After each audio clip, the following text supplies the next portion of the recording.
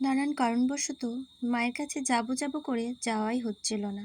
খুব ইচ্ছে ছিল আমার মাকে নিয়ে যাব তোমার মন্দিরে।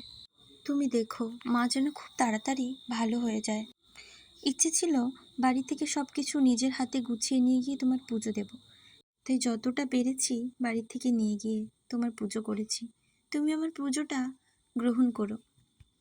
আজ কত মানুষ ভিড় জমিয়েছে তোমার মন্দিরে, নিজের নিজের ভরসা, বিশ্বাস, ভালোবাসার জায়গা থেকে।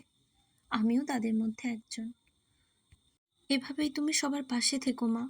সবাই যেন ভালো থাকে, সবাইয়ের মঙ্গল হোক এই কামনা করি। আর তুমিও ভালো থাকো, আর পৃথিবীর সবাই যেন ভালো থাকে।